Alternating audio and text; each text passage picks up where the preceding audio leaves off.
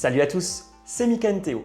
Aujourd'hui, on va parler de 5 choses à ne pas faire au Japon. Je pense que vous avez déjà dû en entendre parler. Le Japon est un pays avec des règles assez strictes. Et pour éviter de faire des gaffes et de se retrouver très vite mal à l'aise, il y a des choses à savoir. Donc, restez bien jusqu'à la fin de la vidéo, ça va vous être utile. Croyez-moi. Avant de commencer la vidéo, si vous êtes nouveau ici, n'oubliez pas de vous abonner, ça m'aide énormément pour la suite et surtout d'activer la cloche des notifications pour ne rien rater de mes futures vidéos. Ceci étant dit, installez-vous confortablement et on est parti. Ne pas manger ou boire en marchant dans la rue au Japon. Je sais, ça va en surprendre plus d'un, car c'est vrai que chez nous, ou même dans beaucoup de pays d'ailleurs, c'est hyper courant qu'on prenne une boisson et un truc à grignoter et qu'on le mange directement le temps du trajet. Mais au Japon, c'est très mal vu.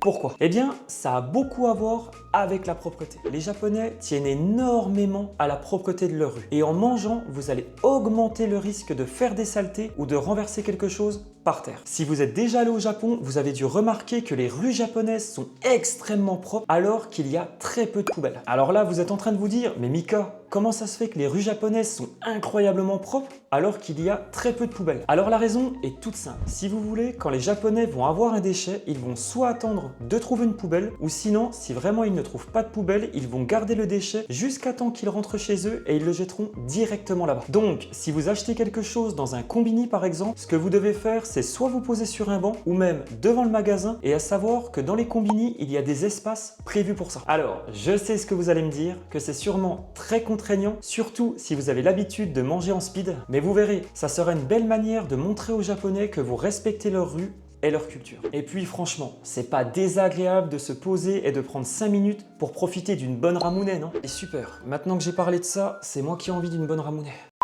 Ne pas téléphoner ou faire du bruit dans le métro. Alors là, on est loin de l'ambiance du métro parisien. Dans les métros japonais et plus généralement dans tous les transports au Japon, il y a une règle d'or, pas de bruit. Tout le monde est soit sur son téléphone, soit en train de lire ou carrément en train de dormir. Oui, aussi étonnant que ça puisse vous paraître, les Japonais dorment dans le métro. Pour vous expliquer, c'est souvent le moment où les Japonais peuvent se reposer après une grosse journée de travail avant de rentrer chez eux. Les Japonais sont très respectueux du silence. Donc, pas de conversation téléphonique. Si vous êtes avec un groupe d'amis, pas de discussion bruyante et encore moins de musique sans écouteurs. Ah ça, c'est sûr que c'est pas au Japon qu'on va voir Christine passer un coup de fil à sa collègue Mireille pour se raconter tous les potins de la veille du boulot. Impossible. Petit conseil pour finir, mettez votre téléphone en silencieux et profitez du calme. Je vous jure, ça change complètement de chez nous. Vous allez adorer. Et si vraiment vous avez un appel important à passer, juste attendez d'être sorti du wagon pour téléphoner. Ne pas donner de pourboire. En France ou dans d'autres pays, je pense notamment aux États-Unis où c'est normal de laisser un pourboire quand le service a été bon. Mais au Japon, donner un pourboire peut être perçu comme insultant. Alors là, vous êtes en train de vous dire, attends, quoi?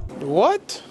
Oui, car au Japon, offrir un service impeccable est une priorité absolue. Pour vous expliquer, ce qui va se passer quand vous allez donner un pourboire, c'est que ça va donner l'impression que le serveur a besoin d'être récompensé pour faire correctement son travail, ce qui à coup sûr va rendre le serveur mal à l'aise. Alors, la prochaine fois que vous serez dans un restaurant ou dans un taxi au Japon, gardez votre monnaie, tout est inclus dans le prix et ça évitera tout malaise. Et si jamais vous oubliez cette règle et que vous laissez quand même quelques pièces, il y a fort à parier que le serveur va vous courir après pour vous les rendre. Ne pas traverser quand le feu piéton est rouge. Oh, je vois que ça rigole, mais je suis sérieux. Chez nous, soyons honnêtes, on l'a déjà tous fait, on a tous déjà traversé, même quand le feu piéton est rouge. Si on voyait qu'il n'y avait personne et pas de voiture, c'est presque une habitude. Mais au Japon, pas du tout. Les Japonais respectent strictement les règles et ça inclut d'attendre que le feu passe au vert, car c'est une question de discipline et de respect des lois. Alors, je sais que ça peut être exagéré pour certains, mais c'est ces petites choses qui contribuent à son échelle à l'ordre et à la sécurité dans la société japonaise. Donc même si c'est tentant,